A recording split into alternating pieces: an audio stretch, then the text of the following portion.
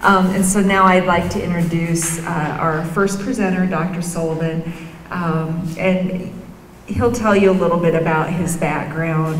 I think you've kind of caught on a little bit though, just from being around him the past couple of days.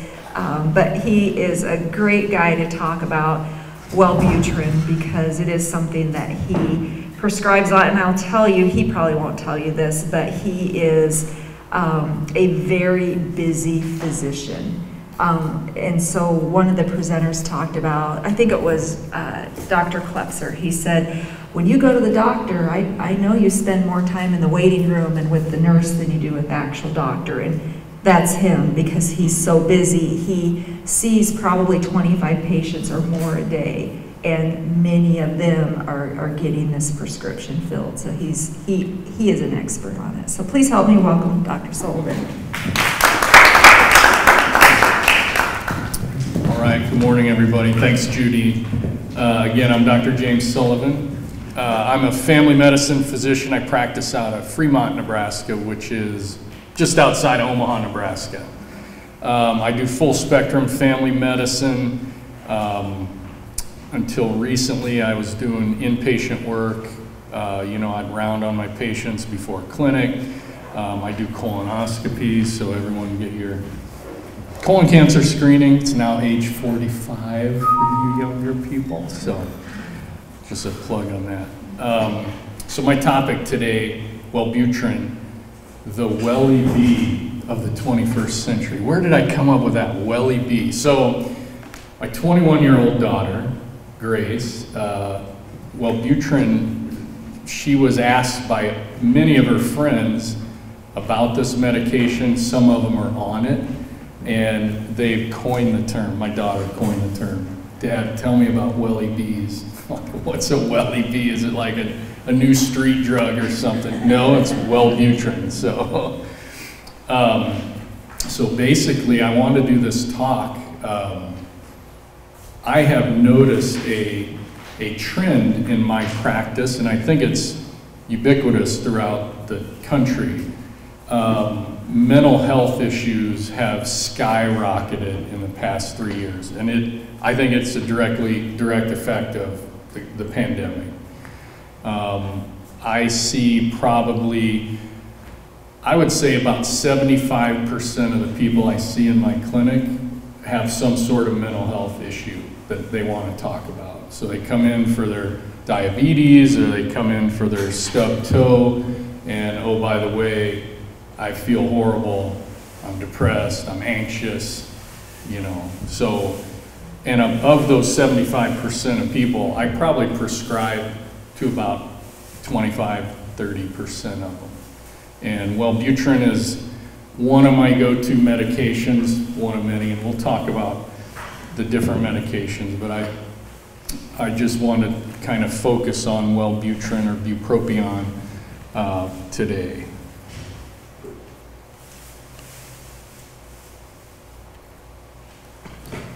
So my objectives, I want to identify the therapeutic aspects of Wellbutrin or Bupropion. I want to describe all the other medications we tend to use to treat similar conditions in the same class. And I want to talk about mainly how treatment with Wellbutrin in particular can be very therapeutic and useful in substance use disorders. So it's not FDA approved for that, but I'll talk about how we do that.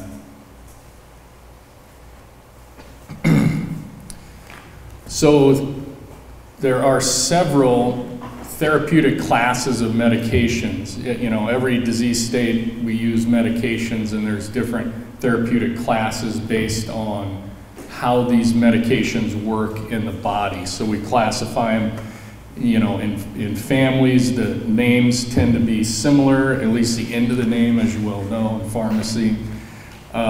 So there are SSRIs, selective serotonin reuptake inhibitors. There are SNRIs, serotonin norepinephrine reuptake inhibitors. And then those are the two probably most commonly used therapeutic classes that we use today. They're the most modern. Their side effects are lower. There's older ones. You remember the tricyclic antidepressants. Amitriptyline is a very common one. We actually still use amitriptyline quite a bit for sleep. We've gotten away from using these because they make people sleepy. So their side effect. So they're really good for sleep, but for everyday use, we don't tend to use them. Monoamine oxidase inhibitors,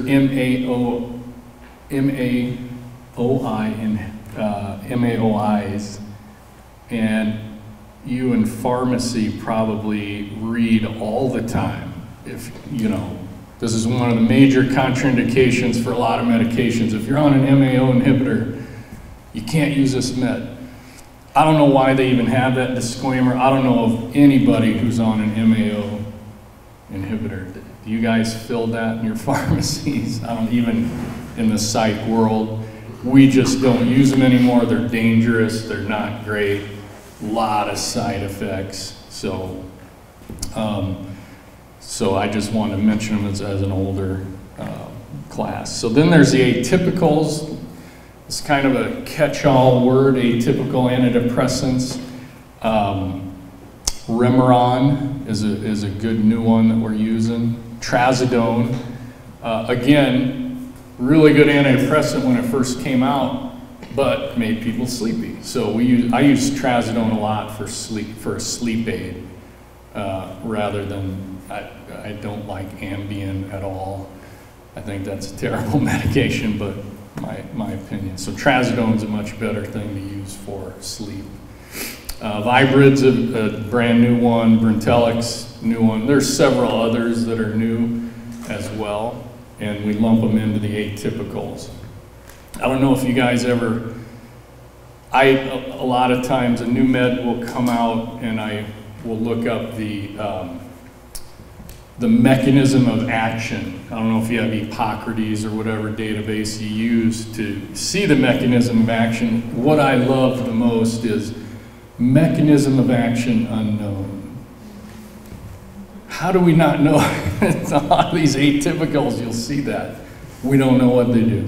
We kind of have an idea, but they never say that, so. Okay. So the first class, SSRIs, probably the most popular. Selective serotonin reuptake inhibitors. Prozac was the first of its kind. First that came out in the United States. It was FDA approved in 1987, hit the market in 1988. This was a huge game changer in medicine, in my opinion, as far as mental health goes. Again, we had the older medications. Valium was used a lot, which was not a great idea for obvious reasons. So when SSRIs came out, very effective, but very low side effect profile. So that's what we really liked. Prozac took off. And then obviously, just like the evolution of any therapeutic class of drugs, everybody jumps on the bandwagon and invents their own better medication. So Paxil came out. Zoloft is a very popular one, sertraline, Celexa, citalopram, and then Lexapro, escitalopram, came out in 2002. And to get down in the weeds, scientific geek, Celexa and Lexapro, as you can see in their name, very similar name. Lexapro is broken down to Celexa in the body. So it's just a different delivery. So very, very similar. Celexa came out first and then Lexapro. My go-to is Lexapro for sure. That's the first one I'll use on folks. First SSRI I'll use. It's a very good medication. SSRIs, most commonly prescribed class of antidepressant. A couple reasons I like SSRIs, in particular Lexapro. There are many reasons. One is the starting dose. So you usually start at Lexapro 10 milligrams. Starting dose is the same dose you use therapeutically. So older ones like Zoloft, you have to titrate it. So you start them on a 50, bring them back in 4 weeks, go to 100. How they doing? You can go up to 150. So Lexapro, you don't have to do that, which is very nice. You put them on it, and that's the dose they should stay on, which is great. It works within 7 days. I see results 3 to 5 days usually. So it's quick to act, which is very nice. The older ones like Zoloft can take 4 weeks to get an effect. All of these medications, max efficacy of your dose will be about 4 to 6 weeks. So I'll usually prescribe Lexapro, bring people back in 3 weeks. That way I know if they're gonna have a good effect on it.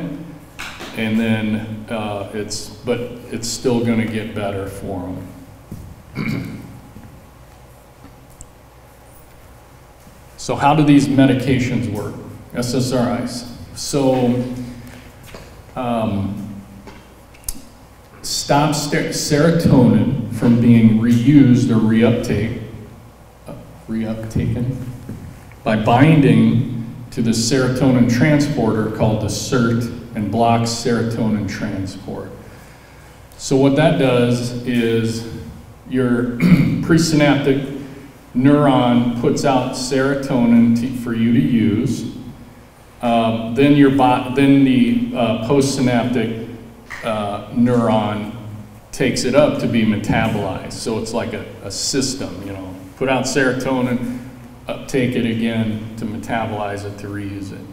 So these medications block that reuptake so that serotonin's floating around to be used for longer periods of time at higher levels. So it just blocks those receptors. I have a little picture. So as you can see, presynaptic nerve where serotonin's released, and then the postsynaptic nerve is where you get the effect of serotonin. So serotonin comes over, binds to the postsynaptic nerve, does its job in the body. So SSRIs then blocks, and then the presynaptic nerve takes the serotonin back. So SSRIs blocks that. So there's more serotonin floating around for the postsynaptic nerve to use therapeutically. What is serotonin? Why am I so high on serotonin? Well, serotonin's a hormone and a neurotransmitter. It's found throughout the body, not just in the central nervous system. A lot of people don't realize this, but 90% of serotonin is in your gut. It's in the GI tract. A lot of people don't realize that. That is why a lot of mental health diseases cause GI issues. One issue that comes to mind that's very, very common is IBS, irritable bowel syndrome. So this is a condition, usually we diagnose it from clinical history, but it's usually a diagnosis of exclusion.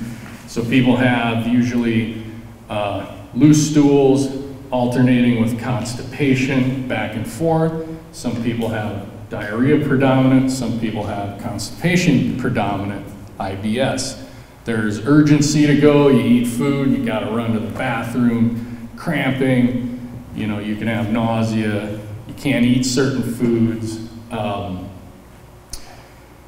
We scope these people, do upper scopes, lower scopes, because you want to rule out inflammatory bowel disease to make sure they don't have those conditions. Crohn's disease or ulcerative colitis. So we usually, I scope tons of people with these symptoms and they're normal. Biopsies are normal, everything's normal. So IBS tends to be a functional issue, not a structural or an inflammatory issue. So IBS, in my opinion, part of the treatment, other than a great diet, exercise, fiber, but are using antidepressant and anxiety medications. I have great success with SSRIs in the treatment of IBS. I had a patient about 15 years ago. I'll never forget this patient. She was mid-40s, coming in with GI stuff. Everything was wrong. Diarrhea, stomach pain, acid reflux. I spent about a year trying to figure out what's going on. She had EGD, colonoscopy. I even went to the point of we removed her gallbladder, all kind, $1 million workup, all kinds of studies. Still having issues, all the meds, PPIs and Carafate, everything thrown at her. Still no effect at all. So after about a year, she kept coming in. I'm like, you are very frustrated. I can see that. We're not getting anywhere. 90% of the time I tell patients I don't know what's wrong, but I know what is not wrong. So you rule things out. But she was very frustrated, and I said, I think this is getting you down.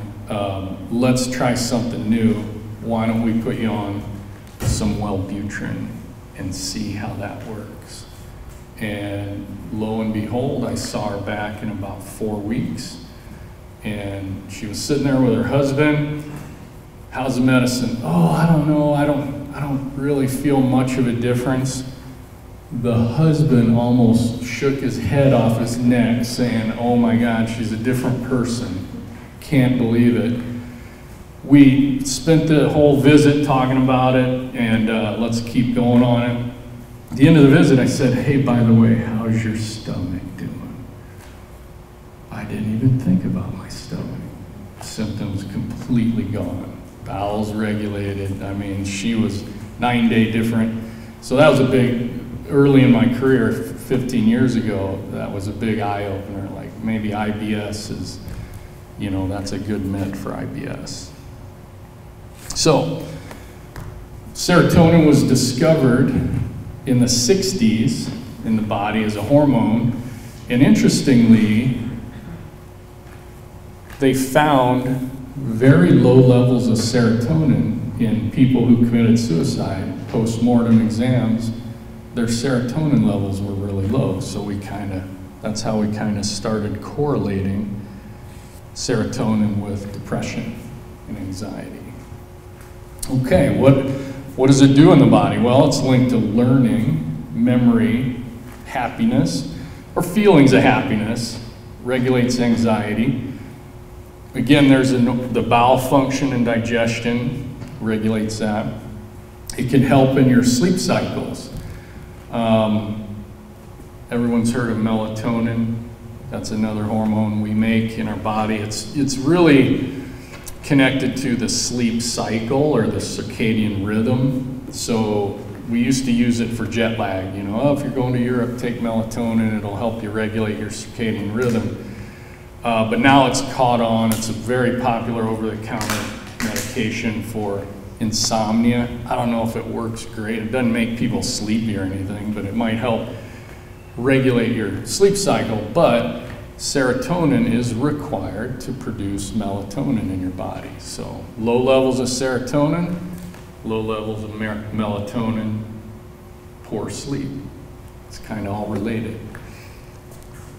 Low levels of serotonin linked to depression, anxiety, low energy, lack of motivation. Okay. Next class of medication, SNRIs. First of it to come out was Effexor, venlafaxine. Came out in about 1993. Bupropion, Wellbutrin, subject of the talk, it was FDA approved in 1985. They had some glitches when it first came out. The initial dose that they used when it first came out was way high, and people were getting seizures a lot, so they were like, hey, let's go back to the drawing board. But in the 90s, they figured it out, and it came out much better. In the 90s, it was marketed as Zyban. You might have heard of Zyban for smoking cessation as well. Same molecule, bupropion. Then there's Pristique, that's a pretty new one. Desvenlafaxine, as you can see, it's very similar to Effexor. And Cymbalta is a good one, duloxetine. This is a medicine you might see very often used for chronic pain. So another kind of, actually the makers of Cymbalta went out and got FDA approval for fibromyalgia and chronic pain. Obviously, in my opinion, any one of these meds will work just fine and will do the same thing. But Cymbalta went out and they're actually FDA approved, so that's why they're the leaders in those conditions for use. But okay.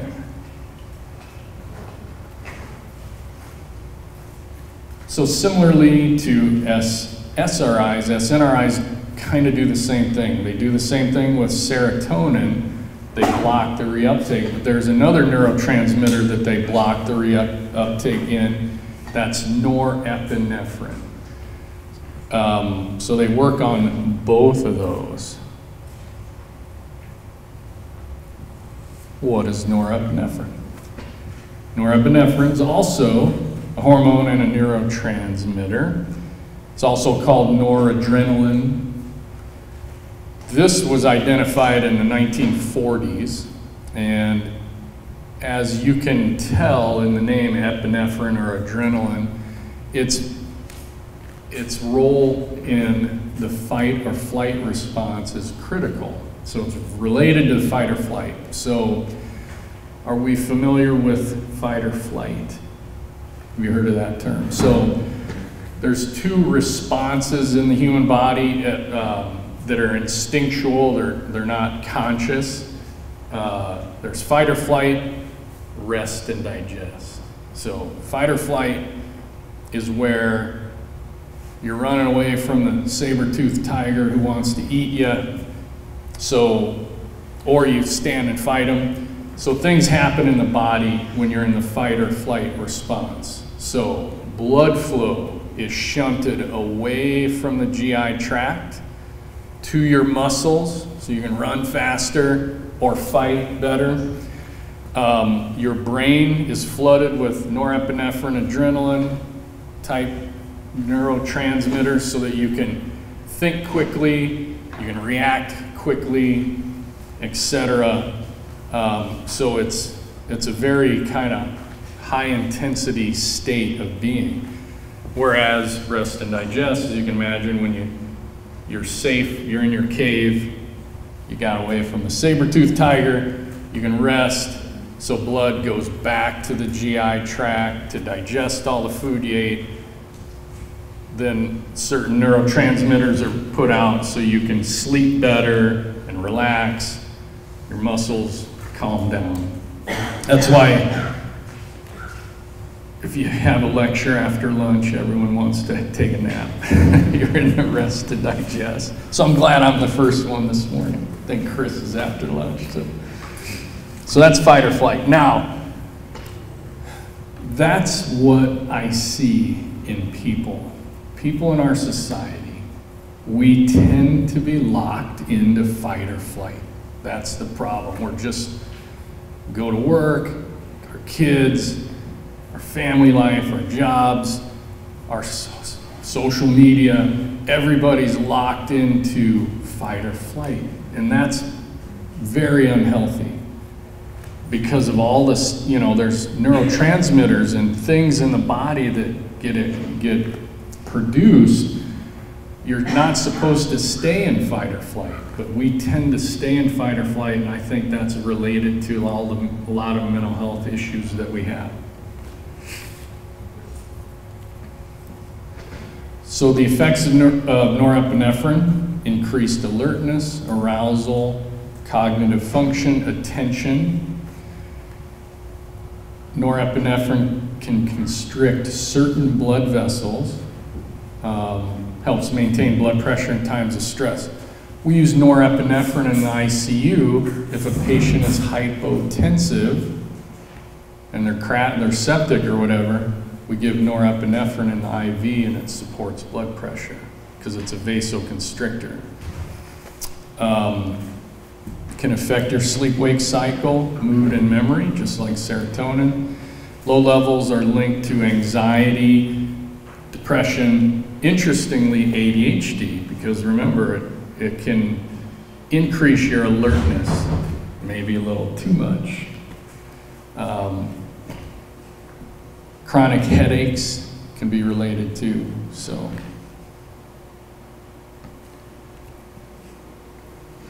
So bupropion, Wellbutrin, subject of today's talk. So it's considered an SNRI, some would consider it an atypical antidepressant as well. Again, it was FDA approved in 1985. It is FDA approved. They have the approval for depression, seasonal affective disorder, and smoking cessation. That's all they're FDA approved for. Obviously, in medicine, we prescribe medicines off-label. That's what it's called when you prescribe a medication for something it's not technically FDA approved for. It means it's off-label. Is that illegal? No, it is not, because I wouldn't be in business if it was. We do it all the time. But off-label, we can use it in ADHD, obesity, weight loss, sexual dysfunction.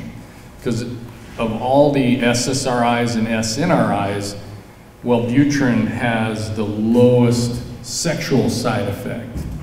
So one of the main side effects of these medications are what we call anorgasmia. So that means difficulty to achieving an orgasm. So has nothing to do with libido or anything like that. So Wellbutrin does not do that. So that's why we use it for this. And it's something to keep in mind, because that could be, a limiting thing for people when we prescribe these medications.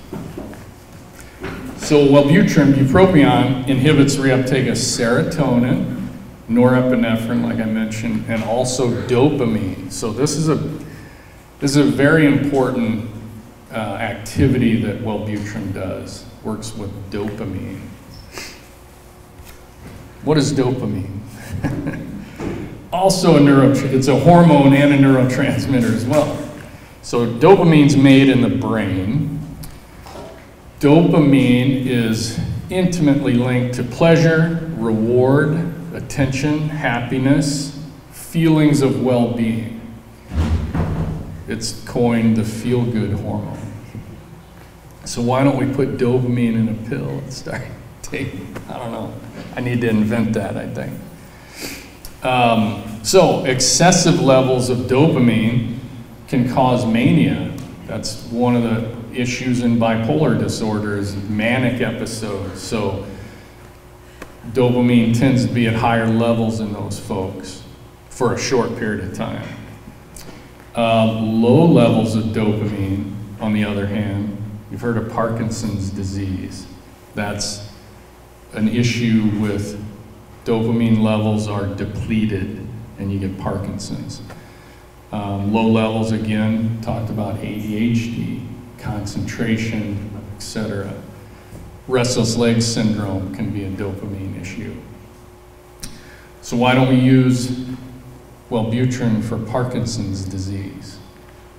Because Parkinson's disease is, the brain is not producing dopamine anymore. So you don't have dopamine to start with.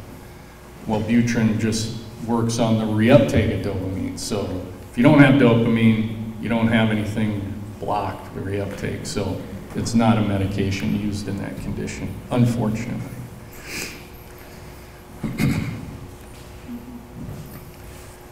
Okay, so I mentioned at the beginning, Wellbutrin can have a role in substance use disorders. So again, dopamine levels tend to be depleted in substance use disorders. Wellbutrin can help replenishing, regulating these levels. So just very quickly, in substance use disorders or addictive things, addictive conditions, what happens is, so let me give an example. So there's a reward pathway in your limbic system of your brain, which dopamine is a key neurotransmitter. So say you have a piece of cake, piece of chocolate cake, and you eat it, and you're like, wow, that was really good. I like chocolate cake, yum. Your brain puts out a lot of dopamine to tell your brain in the limbic system to say, I like that, it was good, do it again. Next chance you get, have chocolate cake. Substances like alcohol, heroin, cocaine, etc., do the same thing 1,000-fold. So chocolate cake puts out this much dopamine. Cocaine, alcohol puts out 1,000 times more dopamine. No one consciously can alter that or consciously resist that kind of dopamine influx and not go after and do that substance again. So substance use disorders is not a matter of willpower, unfortunately. It's all about the dopamine and the reward pathway in the brain. So when people recover and get off of these substances, so because of that 1,000-fold influx of dopamine, you got to get that substance again. Your brain's telling you that. You get to a point, repetitive use of these things makes it so your brain thinks you need it for survival. It gets to that point. Chocolate cake will never get you to a point where you think you need chocolate cake for survival. Cocaine, alcohol, heroin will get you to a point where you must have it. You think you must have it for survival. That's why these are devastating, substance use disorders, so devastating. So, Wellbutrin can help replenish, regulate dopamine when someone's recovering. They got to replenish their own stores. There's a lot of other issues that go along with recovery. Anxiety, depression are big ones. People tend to not have a great life going on, especially in recovery, so Wellbutrin can really help with that kind of thing. One big thing it can do is help with craving. So that's one of the reasons they went out and got FDA approval for smoking cessation, because nicotine withdrawal, part of it is you crave nicotine, and you're anxious and have mood irritability too, so Wellbutrin can really help with that. So I like to use it for smoking cessation. I don't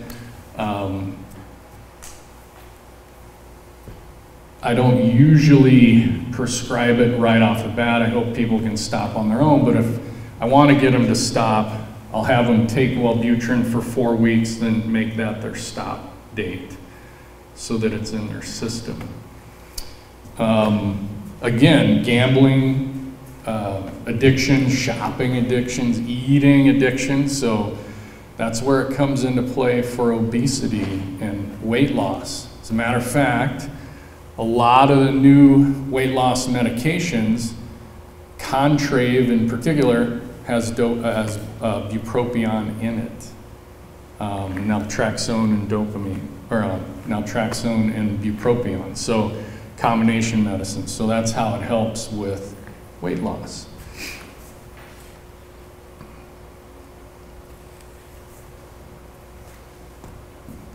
So again, as people are recovering, anxiety, depression are very common in substance use disorders. Mitigating these symptoms of anxiety, depression can be a very effective tool to aid in recovery, because if you can, so it's chicken or egg, you know. I'm depressed, so I drink or use drugs.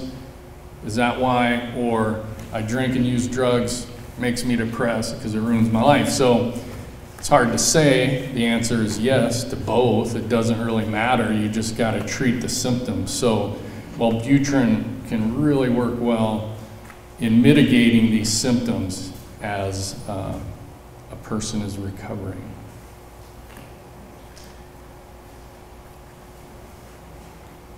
So in summary,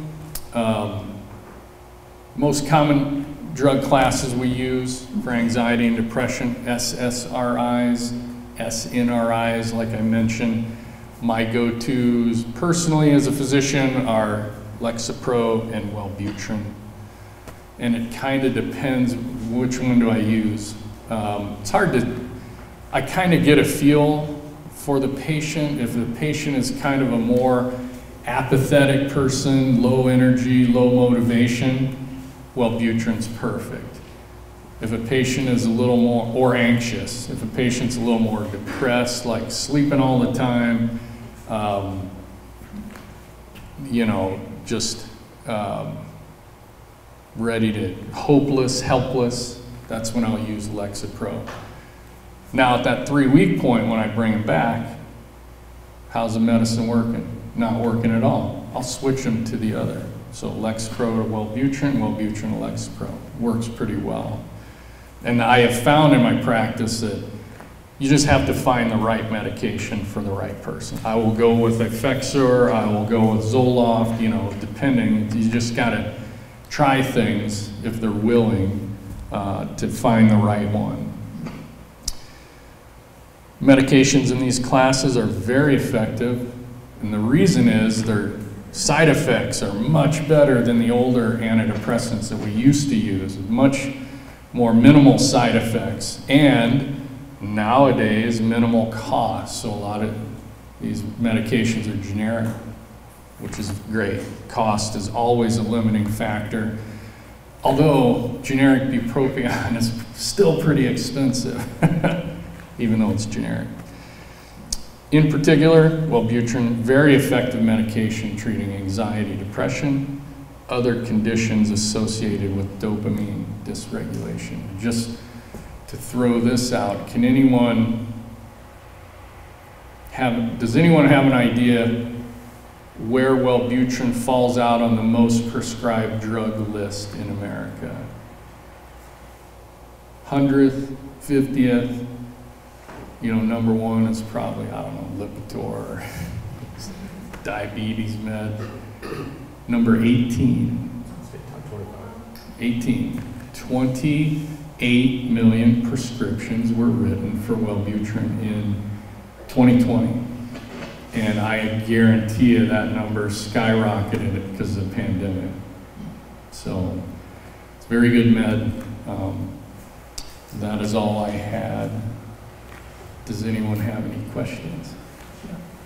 So with Wellbutrin, would you consider that something okay for like a teenager, or is this for like older patients, or what do you think is best for like age-wise? As I do with all medications, I'd have to look up the minimum age you can use it, but yes, absolutely, you can use it in teenagers. I'd have to look at Hippocrates, but I think 12 and up, you can use them. That's a great point to bring up. With all of these medications, you'll see a black box warning on them. Black box warning is, it might increase your risk of suicide. You're like, come on, and these are supposed to help with that. What's going on? Well, the reason that is, The reason that black box warning came out was in adolescence that we started using SSRIs and SNRIs. Their symptoms worsened slightly before they got better. And it was in that slightly worsening time frame that people, adolescents, tended to commit suicide more because they felt worse for a couple days. So because of that, there's a black box warning.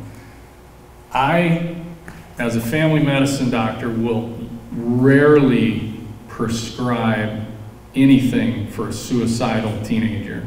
That person is going to psychiatry. I just won't do it for that very reason. So that's a great question. But typical adolescent teenager that's like all of them, you know, I prescribed Lexapro to a 14-year-old 2 weeks ago. She was having a really hard time, and that's very typical. So, but yeah, Wellbutrin would work for that too. Yes, sir. How often do you find your patients taking the Wellbutrin have a little bit of insomnia or a little bit of sleep issue? Great question. So, party line for Wellbutrin is it's neutral. It's not stimulating, nor is it sedating. And a lot of the SSRIs are like that too. I don't see it often, but you can. So if it causes insomnia, take it in the morning, can help. Or if it makes you sleepy during the day, take it at night. Just that dose change time can help with either of those symptoms, and it should mitigate that. But I don't see it that often, to be honest. Yes, Ms. Is there a over-the-counter OTC that would have the same like therapeutic effect of Wellbutrin or Lexapro without needing a prescription? Great question. Yes, you heard of St. John's wort. I did neglect to mention it. St. John's wort is a natural plant. You can buy it over the counter. You can get it at any GNC. Be very careful. It has the same effects. It's an SSRI, basically. It's the #1 antidepressant prescribed in Germany, as a matter of fact, St. John's wort. In our country, it's not regulated, so if you get it, you won't know what dose you're getting. So I never recommend people going on St. John's wort, because for the very reason it will work really well. But it might work too well, you might OD on it, get serotonin syndrome, etc. So I don't recommend that. So there are some OTC things out there that are not useful, but harmful. It could also interact with almost everything out there. Yeah, exactly. So, all right, anything else? Okay, thank you very much.